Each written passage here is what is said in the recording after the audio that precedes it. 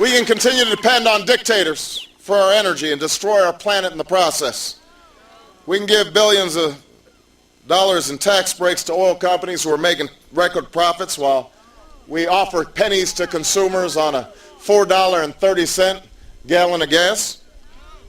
Or we can decide that solving our energy crisis will be one of the great projects of this generation.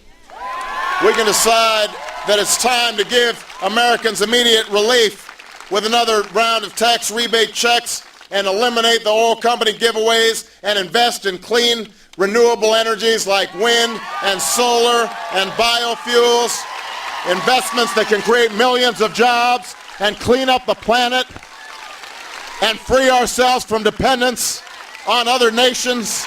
It's time to leave our children a planet that is greener and cleaner. That's what Hillary Clinton believes in, that's what I believe in, and that's the choice we have in this election.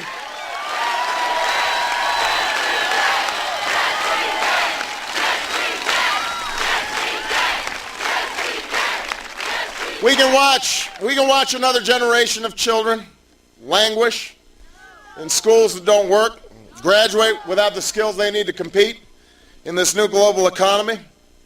Or we can make a commitment to every child, not just slogans, but a real commitment everywhere, from the day they're born to the day they graduate from college, that we will invest in early childhood education to close the achievement gap, that we will recruit an army of new teachers and give them more pay and give them more support, and make sure that we're giving scholarships to every young person in America who wants to go to college in exchange for community service. That's the choice that we have in this election.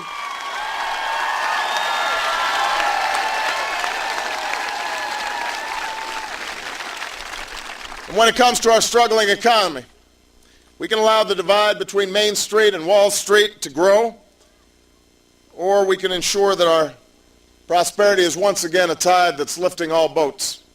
We can have a tax code that rewards wealth and hands out billions of dollars more to big corporations and multimillionaires, or we can provide a $1,000 tax cut to 95% of families in America, start rewarding work and not just wealth, and eliminate income taxes for seniors making $50,000 a year or less.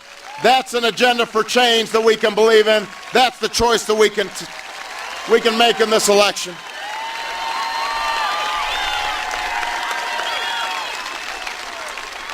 We can keep giving tax breaks to companies that ship jobs overseas, or we can give tax breaks to companies that invest right here in New Hampshire. We can allow millions of Americans to work full-time but still not make enough to support their families. Or we can raise the minimum wage, index it to inflation, and ensure that in America, hard work pays off.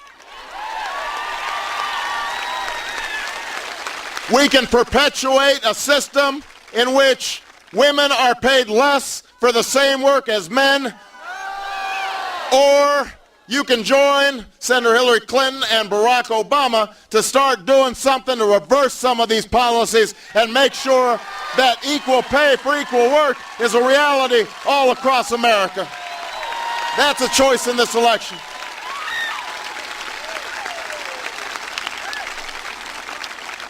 No matter where we've disagreed, these are the issues that have always united Senator Clinton and myself. They're the causes that unite both of us as Democrats, and I believe at this moment they are the causes that can unite us as Americans. Because the choice in this election is not between left or right. It's not between liberal or conservative. It's between the past and the future. And it's time for us to move towards that future together. I know it won't be easy. Senator Clinton knows it won't be easy. I know it won't be easy. It's not going to happen overnight. And I know that there are going to be times when we as Americans disagree. But I also know that I've seen people of differing views and opinions come together and find common cause throughout the 2 decades in my public life. And I've brought some of those people together myself. I've walked arm in arm as a community leader in Chicago's South Side, watching the tensions between black and white and Hispanic ease as people begin to recognize that the only way to fix up broken neighborhoods is to start working together. Through 2 decades of service, I've worked with friends in the other party to provide more children with health insurance and more working families with tax breaks, to curb the spread of nuclear weapons and ensure that the American people know where their tax dollars are being spent, to reduce the influence of lobbyists in Washington who've all too often set the agenda. In our country, I found this cooperation does not happen because we agree on everything. But as Senator Clinton and I were talking about as we flew up to New Hampshire today, behind all the labels, behind all the false divisions and all the false categories that define us, beyond all the petty bickering and beyond all the point scoring in Washington and that you see sometimes dominating the cable news, Americans are a fundamentally decent and generous and hard-working people with an awful lot of common sense.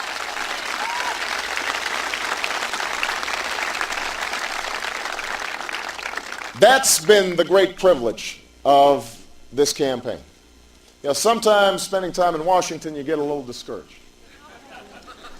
But when you start traveling around the country, when you look at a scene like this, and you look out at the faces of America, you can't help but feel optimistic because there are a set of common hopes and common values and common dreams that each of us share. I don't care, black, white, Hispanic, Asian, Native American, young, old, rich, poor. It doesn't matter. There's this sense of what this country is fundamentally about, a fundamental goodness.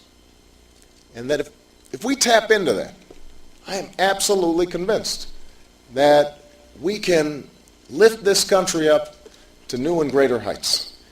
This is one of those moments in our history when we have to tap the decency of the American people. This is our chance to turn the page on the policies of the last 7.5 years.